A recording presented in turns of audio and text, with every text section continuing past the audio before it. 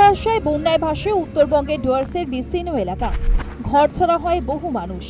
অভিযোগ, মানুষের এই দুর্ভোগের নেপথ্যে যতটা না বাংলার বর্ষা থাকে, তার চেয়ে অনেকাংশ বেশি দায়ী প্রতিবেশী দেশ ভুটান।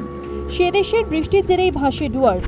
গত বছর 5ই অক্টোবর এই অঞ্চলে ভয়াবহ বন্যায় বেশ কয়েকজনের মৃত্যু হয়। নাগরাকাটার বামুনডাঙ্গা তন্ডুতে বন্যায় 11 জনের প্রাণহানির ঘটনা ঘটে। সামনেই বর্ষা, আশঙ্কার দিন গুনছেন ডুয়ার্সের মানুষজন। নাগরাকাটার বিজেপি প্রার্থী তথা গতবারের বিধায়ক পুনা ভেংরার মতে, শাসক দলের মদতে উত্তরবঙ্গের একাধিক নদী থেকে বেআইনিভাবে বালি তোলা হচ্ছে, ফলে নদীর চরিত্র বদল হচ্ছে। সমস্যা সমাধানে ভারত ভুটান নদী কমিশনের যে দাবি তোলা হচ্ছে, তাতে রাজ্য সরকার সক্রিয় নয় বলে অভিযোগ তাঁর। আজকে বামনডাঙ্গা ওইটা হয়ে গেলো, তখন ওকে ভারত আর ভুটান মনে হলো। ঠিক আছে, এতদিন কোথায় ছিল? খালি আমাদের এই নদীটা তো না, তো আমাদের এখান থেকে অনেক নদী আছে, সবাই ভুটান থেকে আসে। তো সবার সুরক্ষা নিশ্চিত করা তো ওদের দায়িত্ব। উনি তো মুখ্যমন্ত্রী, এখানে প্রশাসন চলতেছে ওদের টিএমসির। 15 বছর তাহলে কি করলো? সমস্যা সমাধানের উপায় না বাতলে পাল্টা কেন্দ্রকে নিশানা করেছেন নাগরাকাটার তৃণমূল প্রার্থী সঞ্জয় কুজুর। তার মতে, রাজ্য সেচ দপ্তর তিস্তা সহ বেশ কয়েকটি নদী ড্রেজিং করতে চেয়েছিল। কেন্দ্র বাধা দেওয়ায় কাজ শুরু করা যায়নি বলে দাবি করেন। 5 অক্টোবরে যে বন্যাটা হয়েছে, ওটা তো কারো হাতে ছিল না। ওটা একটা প্রাকৃতিক বললে চলবে, কেউ ভাবে নাই। তো স্বাভাবিক, নদী তো খারাপ হবেই।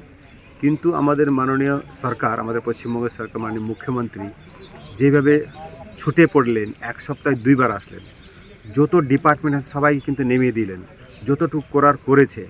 কিন্তু একটা পড়ে একটা আমাদের নরেন্দ্র মোদী সরকার, বিজেপি সরকার এই এসআইআর নিয়ে ব্যস্ত হয়ে গেল, এই ইলেকশন নিয়ে ব্যস্ত হয়ে গেল।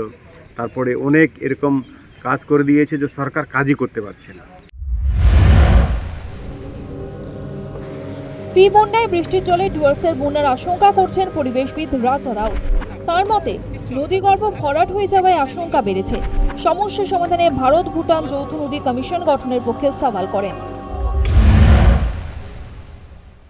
আমার মনে হয় এই বিষয়ে আরও বেশি করে বিশেষজ্ঞ ছাড়াও যারা স্টেক হোল্ডার আছেন এই নদী নিয়ে যারা কাজ করেন, আরও বেশি মানুষকে জুড়ে দিয়ে খুব আন্তরিকভাবে আগে আমাদের দেশের অভ্যন্তরে বা রাজ্য স্তরে ভালো করে এটা আলোচনা হওয়া দরকার।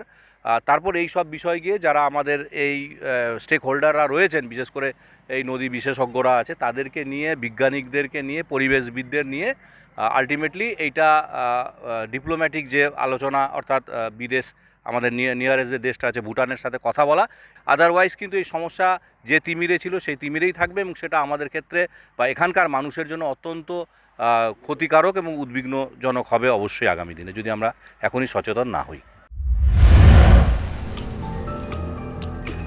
ভোট আসে, ভোট চায়, কিন্তু অন্ধকারেই ডুয়ার্সের মানুষজন। তারা করছে বর্ষায় বন্যার আতঙ্ক। ভোট পর্ব মিটলে কি মিলবে সুরাহা? প্রশ্নের উত্তরের খোঁজে ডুয়ার্সের মানুষজন। নদী কমিশন গঠনের বিষয়টি কিন্তু অথই জলে রয়েছে। তাই ভোট ফুরলেই শুরু হবে বর্ষার মরশুম।